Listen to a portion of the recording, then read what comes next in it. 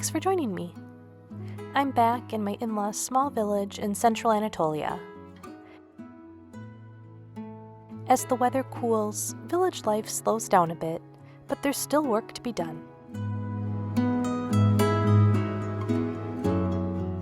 The garden doesn't give as much as it did in summer, but there are a few last vegetables to harvest and lots being dried and saved for winter.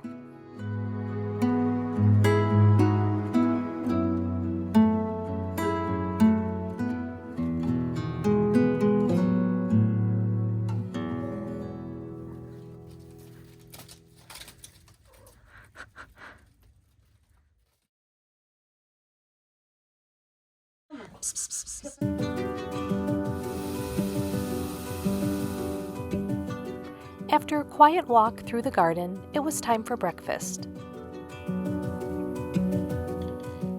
Turkish breakfasts are known for being big and plentiful, but I don't think that's always the case. Just like Americans don't eat eggs, bacon, and pancakes each morning, most Turks don't sit down to a huge spread like this every day. But when we're visiting, my mother-in-law always prepares a full table. And as much as I enjoy the food, I don't think anyone loves it more than our dog Fig. She always makes sure to sit right next to her Baba Anne, her grandma, because she knows that's where the food will come from.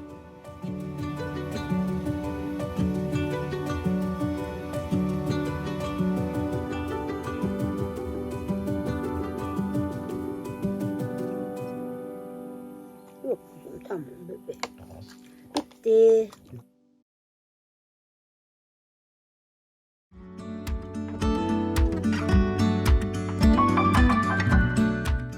As the weather cools, it was finally time to bring out the wood stove.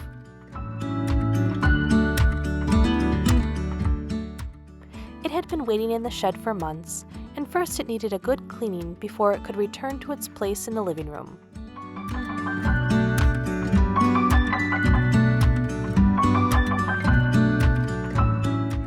This old family house in the village is warmed by that stove all winter long. There aren't many forests nearby, so my father-in-law spends the year collecting twigs and branches, carefully saving them to keep the house warm when winter arrives.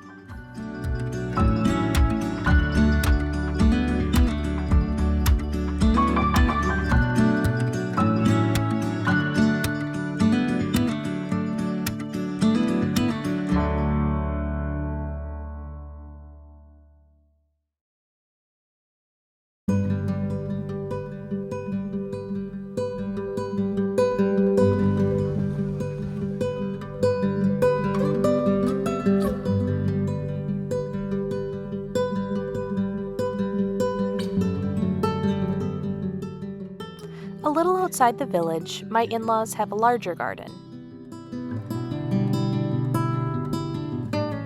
There's no garden hose they can easily use to water their plants, and instead they use a clever irrigation system they've sort of improvised from the nearby fountain.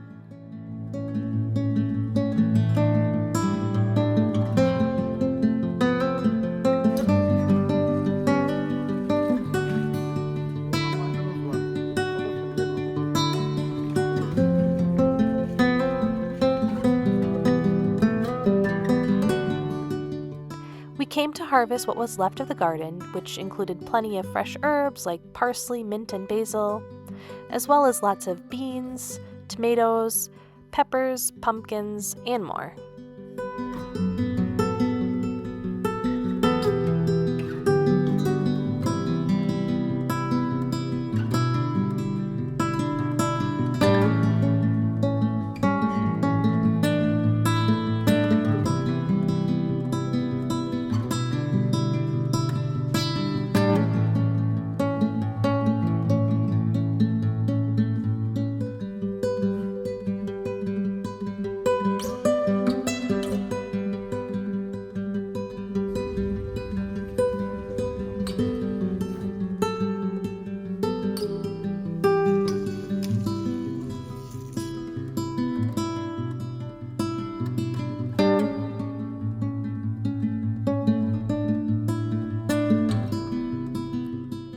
The village gardens I've seen so far aren't arranged in neat, ruler straight lines or kept obsessively free of weeds.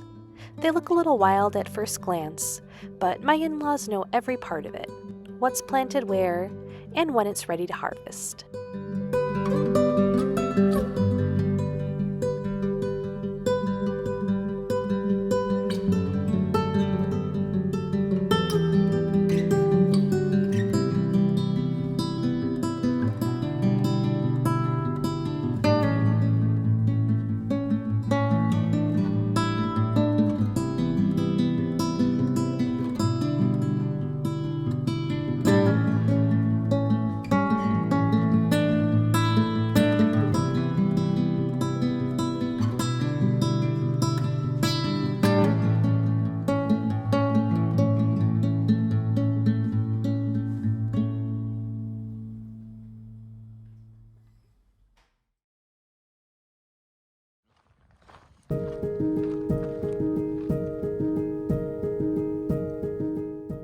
After finishing in the garden, we walked a little in the countryside.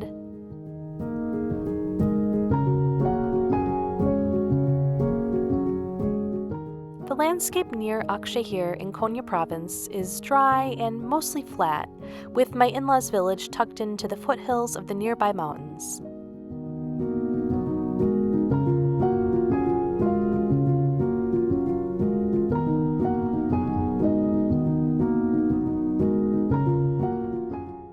It's a quiet, simple view, but there's a special kind of beauty in how wide and open it feels.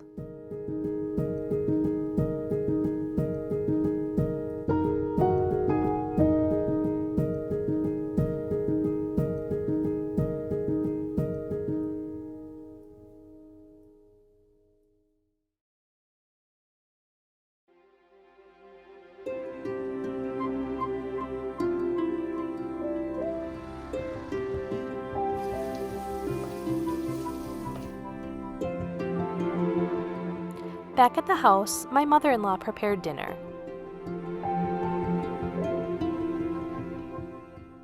The table was filled with a mix of dishes, some freshly cooked, some leftovers. Family who live nearby often stop in to share a meal, and somehow there's always enough food for whoever sits down.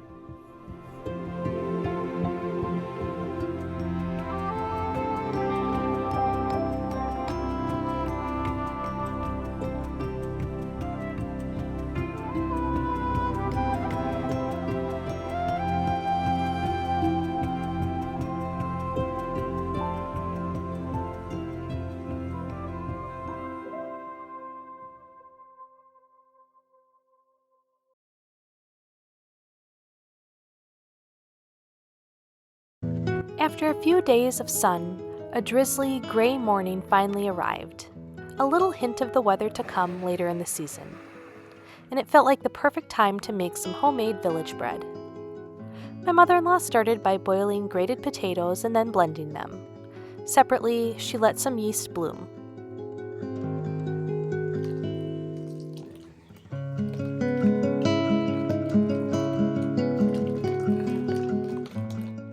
In a large mixing bowl, she combined the potato mixture with some milk, water, flour, and salt, and then finally added in the yeast before mixing it all by hand. Then it was covered and left to rest for a while.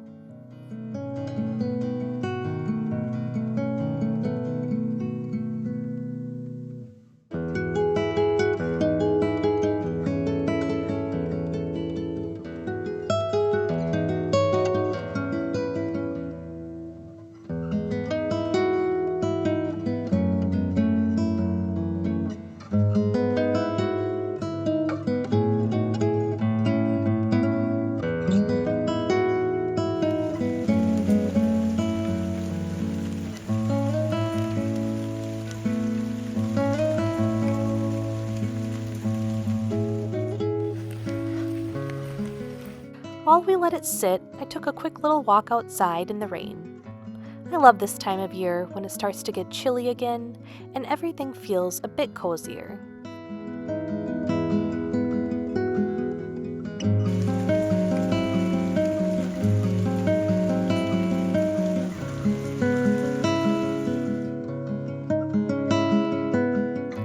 Back inside, my mother-in-law was sorting through some of her garden finds, peeling beans and checking her fruit, setting aside the good ones.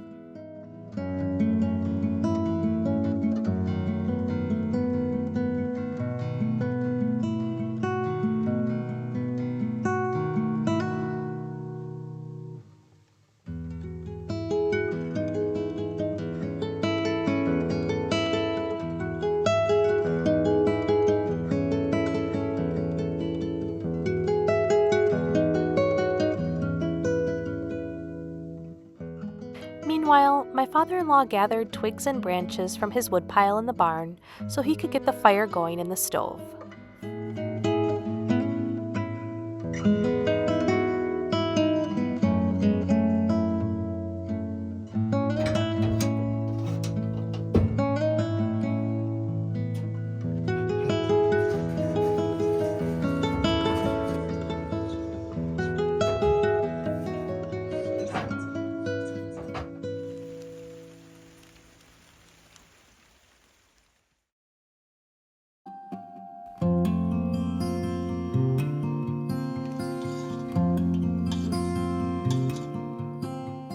The wood stove quickly made this small room extremely toasty. After greasing some large round pans, the dough was added and my mother-in-law used a mixture of yogurt and oil in her hands to help spread it out.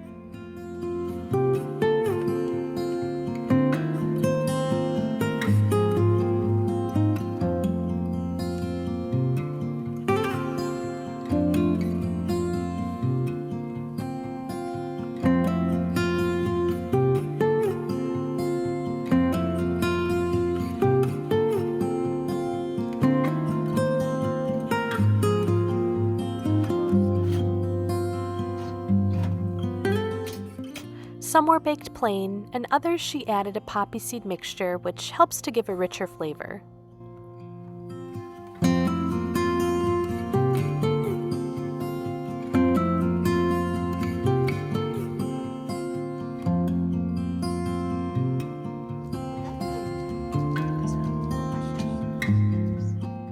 My father-in-law was recruited to help place the pans in the oven for her, and once the edges became nice and golden brown, they were removed.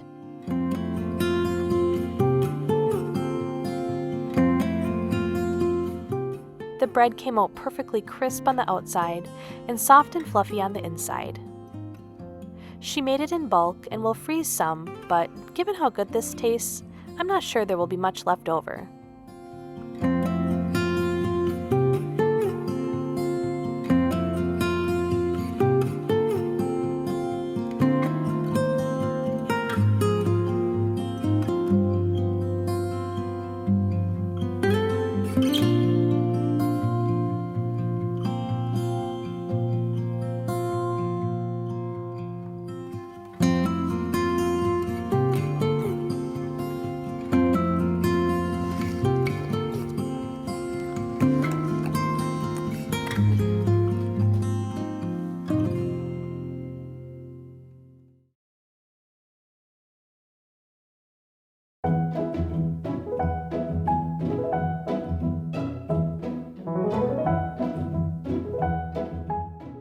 After the bread was baked and the wood stove had made the living room a little too warm, it felt like the right moment to step outside.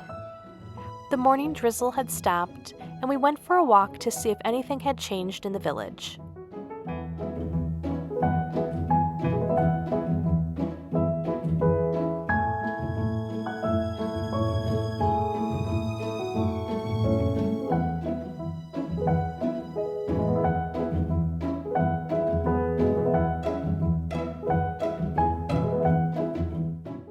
Most things looked just the same, but we did notice something new.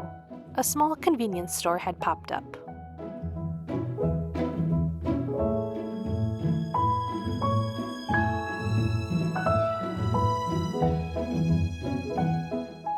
This rural village isn't as busy as it once was, and for a long time, there was nowhere nearby to buy groceries or everyday items. In Turkey, these small little convenience stores can be found in almost every neighborhood. I usually prefer a more organized shopping experience, but I love that the villagers now have a place they can walk to when they need something simple, without having to drive all the way to the nearest city.